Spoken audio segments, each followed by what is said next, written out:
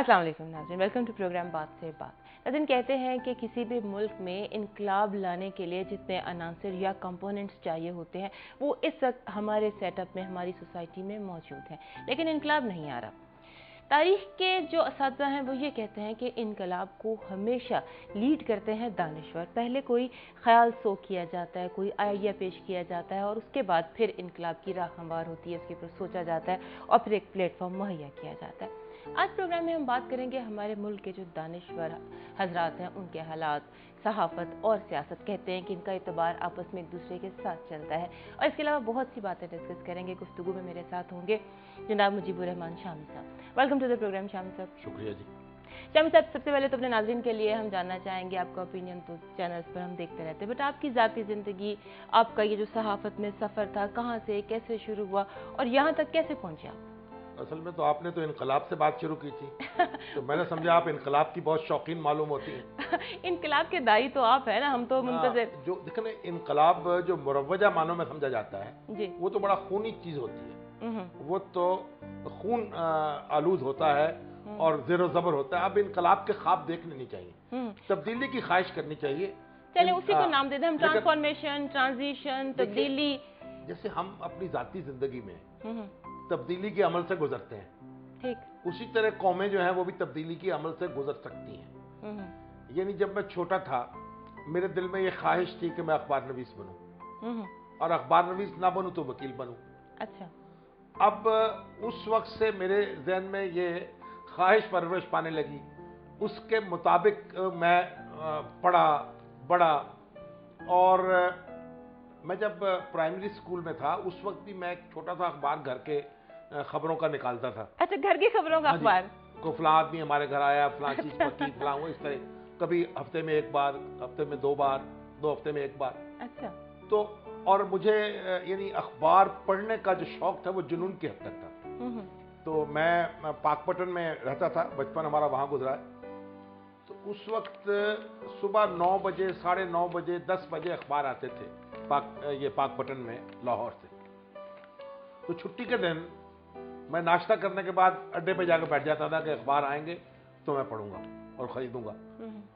तो एक अखबार पढ़कर मेरी तसल्ली नहीं होती थी, मैं 2, 3, 4 अखबार पढ़ता था और वो फिर लाइब्रेरी में जाके पढ़ता था बाकी अखबार।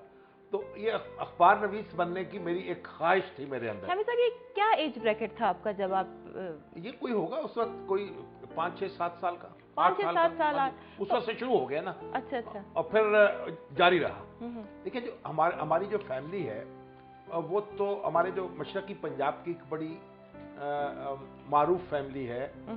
हमारे जो जद्दे अमजद थे हज़रत कुतुबुल अख्ताब ख्वाजा अब्दुल नबी शामी साहब, उनका मज़ार है शाम 84 में। अच्छा अच्छा। ईस्ट पंजाब में।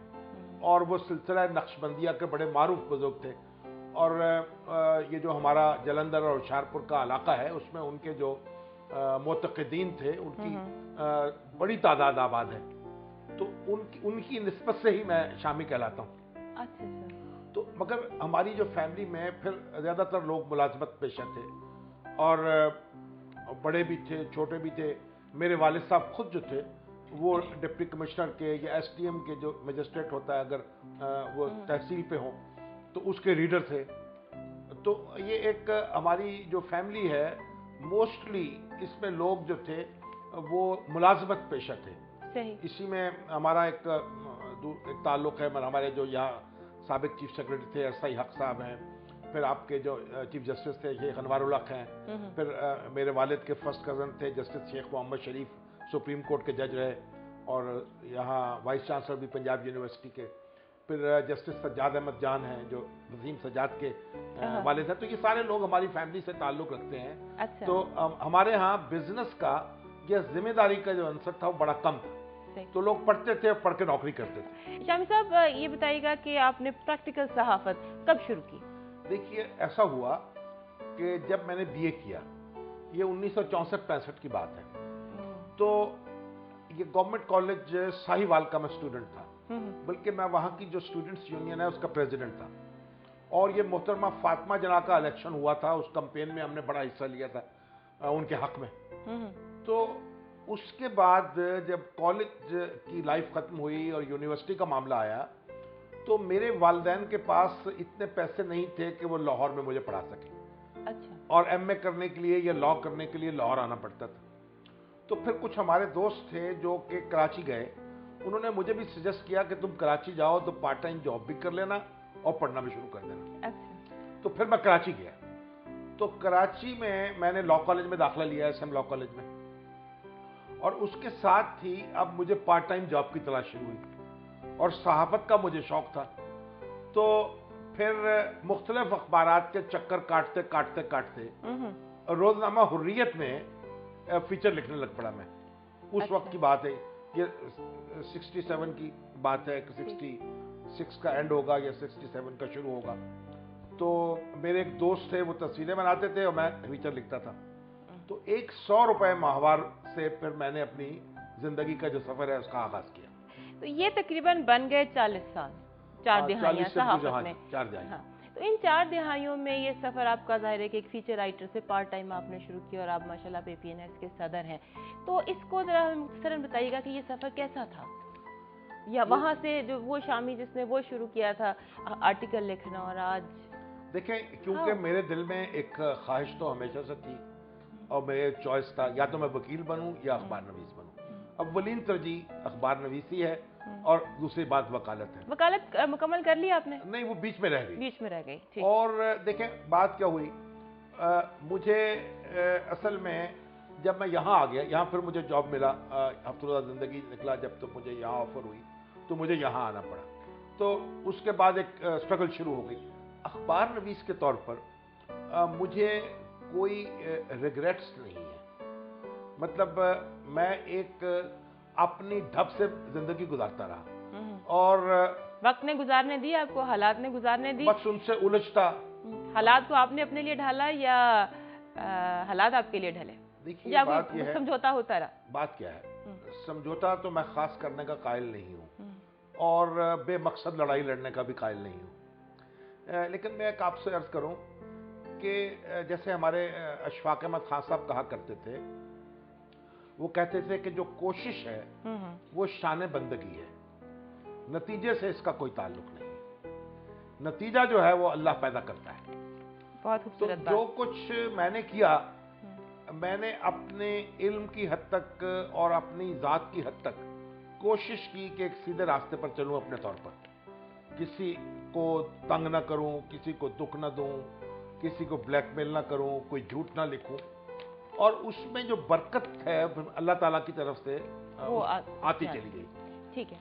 अच्छा, आप जैसे आपने आगाज किया तो वो अयूबी दौर था, अगर हम अयूब का जमाना था, तो अयूब का जनरल अयूब का जो दौर था उसके बारे में एक सहाफत में बड़े सारे कॉन्सेप्ट्स हैं, तो जरा क्लियर कीजिए कि वो दौर कैसा था सहाफत के लिए, क्योंकि एक प्री 1947 आइडियलिज्म भी था, बड़ी आज़ाद प्रेस थी, उस वक्त भी बड़ी आज़ाद प्रेस थी, तो जरा एक क्लियर बताइए, लोगों के जहन में कुछ कंफ्यूजन। देखिए, जो अयूब खान का दौर है, ये जब यानी खत्म हो रहा था, अयूब का सूरज ढल रहा था, लेकिन देखा तो उससे आपने पहले भी था ना, मैं उसमें आ रहा था, इस शोबे में दाखिल हो रहा था। आपका सूरज तलू हो रहा था। आप तलू हो रहे थे। ये भी आपकी मेहरबानी है अगर आप यूं समझे। तो बात क्या है, बात यह है कि अयूब का दौर, जिससे हम आमरीयत का दौर कहते हैं, उसमें अखबारात आजाद नहीं थे। यानी एक आप इस तरह से देखें, एक गवर्नमेंट का कंट्रोल सा था। देखें, तो पहली बात तो ये जो इश्तहारात हैं वो सारे हुकूमत के कब्जे में थे, कोई इकोनॉमी इतनी आपकी फरोग नहीं पाई थी। फिर ये डिक्लेरेशन का हसूल बहुत नामुमकिन था। फिर ये एक प्रेस एंड पब्लिकेशन ऑर्डिनेंस नाफिज था, जिसमें होम सेक्रेटरी जो है वो अथॉरिटी होता है अखबारात से मुतल्लिक मामलात पर। तो वो एक घुटन का सा दौर था।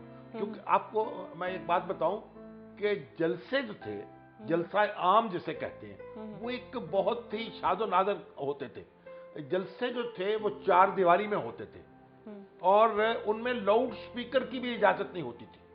यानी लाउड स्पीकर के लिए भी आपको अलग से इजाजत लेनी पड़ती। लेकिन फिर भी सहाफत ने अपना आप सर्वाइव किया, बड़े बड़े उस वक्त लोग पैदा हुए, बड़े आला मर्तबत साफी पैदा हुए। जब हमने आजादी हासिल की है तो आजादी तो हासिल की थी एक खास जज्बे के साथ, और फिर 10-11 साल तक हम उस तरह से अपना मुख्तलिफ अदारे जो हमारे फरोग पाते रहे।